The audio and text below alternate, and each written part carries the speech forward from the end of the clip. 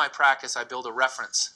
So I hit the same shot over and over, building a 9-iron that goes 145 yards, let's say. Now that will vary based on temperature and altitude, and which will change with time of day and whatnot, as well as wind and those effects. But one of the things people will say is I hit my wedge, 120. Well, you might hit a 120 under certain conditions, but in the morning, ball's not going to go 120. Maybe in the afternoon when it's warmer and the ball heats up, but it's going to go 5 to 10 yards shorter in the morning. People don't factor that in. If you get a little bit of water in between the club face and the ball, people don't know, it actually increases spin, causes it to go shorter. The first cut always comes out 6 to 8 yards dead. If the grain is into you, it's going to launch and hit lower on the face, launch lower, have more spin. If it's down grain, the club slides a little bit quicker, you'll get more out of it. If it's sitting up on zoysia or off of a tee, always goes 5 yards farther with each iron based on the fact that the center of gravity is underneath the ball and it launches higher, a little bit less spin. All these things I have to factor in when I look at the lie. Okay, how is the lie and how is the ball going to come out relative to my 145 9-iron? Now, that's 10 off a stock, so I have a normal swing. Right. And then I have a second swing for every iron shot. And that's it's a little bit shorter backswing with the same acceleration.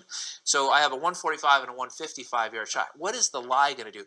What's the temperature? What's the wind? How do I want the ball coming into the green? If you choke down an inch, 3 yards comes off of it.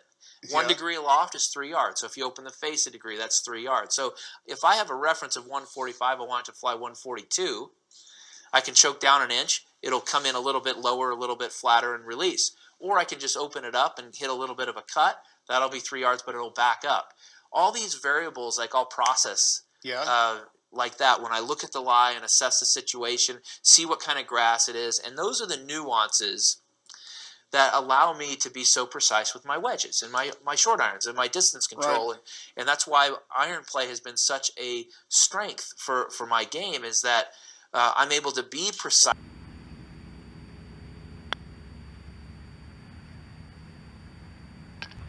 Reset up this white string to point right behind where the ball was and point at the hole and tell me if it looks a little different. Alright, so I hope that you can tell that this putt now looks a little bit different as you relate it from a line between the ball and the hole and what the curve looks like. Say, okay, based on this picture, how much do you think this putt breaks, or where would you aim for it? And a lot of people would choose the term called the apex, which is the point the furthest from the line the putt rolls and a straight line between the ball and the hole. For this particular putt, to me it looks like the apex is right here. The furthest point between the curve and the string. So what I'm going to do next now is I'm going to move this string above the white tee that's in the rope to show you why if you aim there you got big problems. Here's where that runs through relative to the edge of the hole.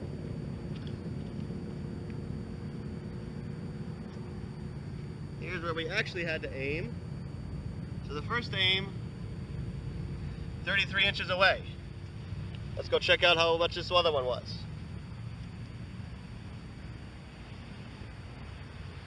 There's 12. That was 20 inches away from the edge. Probably the biggest fault people get in the iron is they set up sort of flat-footed, and when they go back, they get over here. And once you get over here with an iron, you just can't hit it. You either hit behind it, or you hit top it, you cut across it. So the big thing, again, back to Gary Player, I got the knee in and braced that and got into that impact position and address.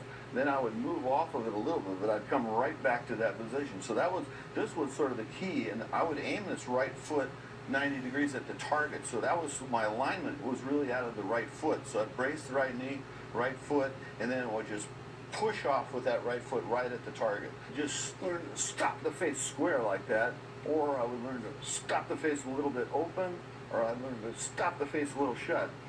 And I mean, if you get really good at that, that's a big help, Most of you guys out there play, I call Gomer Pyle golf, is just surprise, surprise, But if you could dial in the face anywhere you wanted, your dispersion pattern, especially under pressure, becomes very narrow. So you make a little line here if you want, like this. And what you want to do on your swing is you make a nice circle, set on the line, make a nice circle, and a brush on that side of the line. This is the pro side of the line. You see the line right here? This is the pro side of the line. So the reason why I call it brush is if I'm hitting a shot in a tournament, I'll just come into it and I'll just take a little half swing What are you doing? Oh, P, I'm practicing my putting. Yeah? Yeah, I need to get better at these short putts, you know? So remember this, what you practice you get good at. Yeah? Yeah? And when do you ever need to get good at just hitting one after the other without any routine or not even looking like this the golf is on the golf course? You've made a good point there. I know. So it's so important to remember that. What you practice you get good at. Yeah. I don't really want to be good at making the same putt over and over again. No, you have one try and they're always different putts and doing the routine you normally do. Yeah, well, that's really different than the way most golf is practiced. Yeah. Most people hit ball after ball, whether on the putting green or chipping or on the range. It's ball after ball with the same club to the same target. Yeah, exactly. So actually, second book we wrote is called The Game Before the Game, and the whole book is about practicing. The game before the game. How you prepare and practice, so the time you spend practicing is actually going to lead to better scores and more enjoyment out of the game. Yeah, and you know, we think the game has many elements. It's a physical thing that you do, technical, mental, emotional, social experience, and then also something we call spirit of the game, your passion for playing golf. So we think if you're going to practice the game before the game, you've got to practice all of those elements. Exactly. Do kind of cross-training and make sure I practice all the things that influence scoring. Yeah. And you know, another point that we found is that if you really want your practice to transfer to the golf course, meaning it actually shows up and holds up on the golf course and you're going to shoot lower scores out there, then you've got to simulate the game the way it's played. And that means in all its conditions. Just like a pilot practices in a flight simulator, when you practice golf, you want to be simulating golf like it is on the golf course. Yeah. I got ready to hit my tee ball, and the cameraman ran in front of the tee, and I backed off. Now, Trevino, disturbed by something. And I went up to hit it again, and then the guy with the tripod for the camera ran in front of me again. So I had to back off twice from hitting my tee ball, and I hit a bad tee ball. I hit it in the bunker on the left. I had to come out sideways. I had put my ball pin high to the left on 17, the par 5, and Tony was right next to me in 2, but I was in 3. And I chipped first. I was out, and I caught it a little clean, and the ball went past the flag up on the hill. In other words, in the rough. And so I go up there and just pull a 9-iron out and drop it on the ball, and it goes in the hole.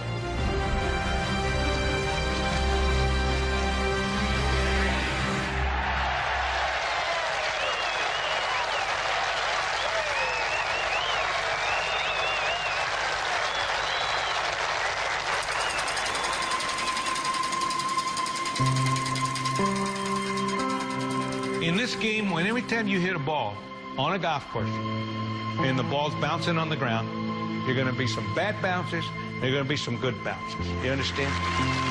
You're going to make shots you shouldn't have made, and then you're going to hit good shots that didn't come off as well. You're hoping that they average out. And that's how you have to look at it. And Tony didn't look at it that way. Well, it shook him up so bad that he hit a terrible putt.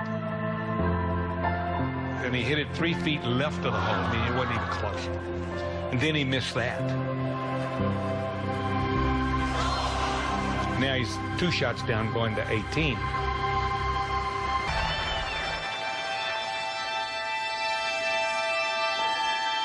I was really confident on 18, but I do think it is the hardest finishing hole in golf. Stood in the tee, really confident, burst it down there. I was buzzing, and I hit an appallingly bad tee shot.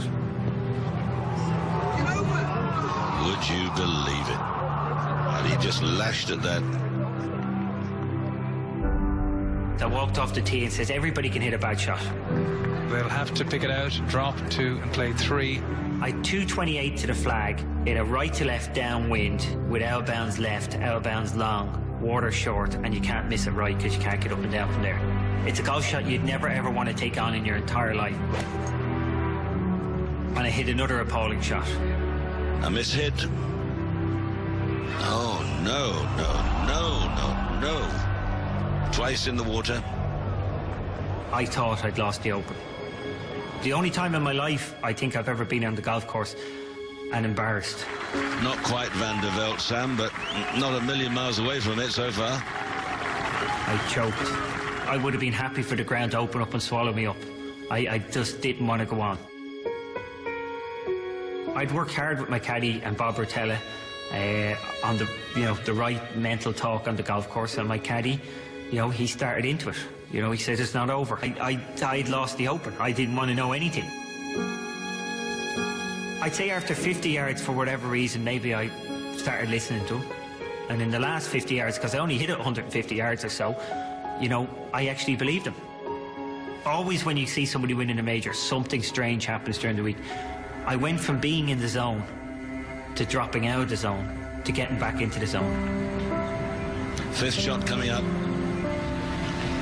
All those hours of practice, now just one small. I hit the chip shot like a child, like a teenager, showing off.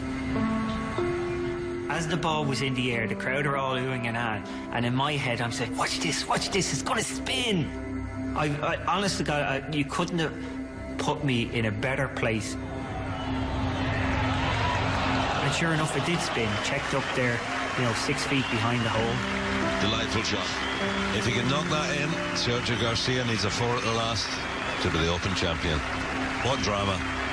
So I've got this 6-footer to hold. It was a very awkward putt. If you hit the putt left lip, it was going to go straight. If you hit it right half, it was going to miss right. So essentially, there was only half a hole to aim at, and it was sheer doggedness that got it in the hole. Well done, but it's a 6.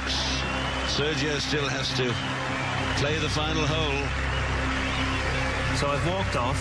My son ran out onto the back of the green. I picked him up, he was 3.5 years of age, and he looked at me like I was the champion. I was devastated still, especially at that point, because it was over as far as I was concerned. In his head, I was still a winner, still a champion, so, there was no time to be despondent at that stage. Drills it away. It's a good start. Probably the utmost interesting thing from that moment on was I sat watching Sergio come down the last, and I kept saying to myself, I'm going to win the Open. Stay there. But I never looked at him hitting a shot with the idea, I need him to make a mistake.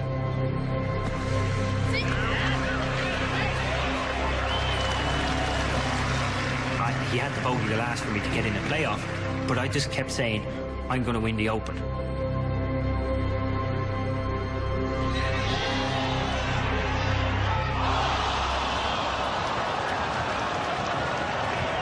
So when he missed and there's a playoff, I didn't feel like I was getting a second chance. I was in the same frame of mind I was before he hit the putt as I was afterwards. I was just, I'm going to win this.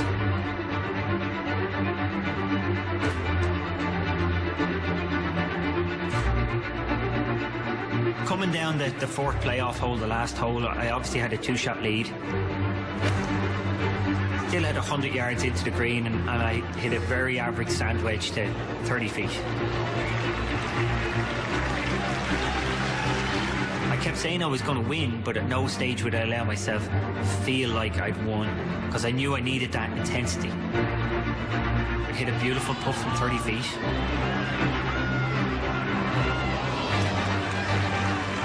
I knew it wasn't over. When I went to tap in that 2-footer, I've never made a more fluid routine. The rhythm through my routine was just unbelievable. It was as routine as it possibly could be. I just rolled it into the middle of the hole like it was nothing. The ball has gone into the hole. It's gone down into the bottom of the hole. It's practically stopped, and I'm still looking at it going, is that it? Okay, have I done it now? Nobody's going to take it away. Can I now celebrate? Can I now enjoy it? And it was exhilarating.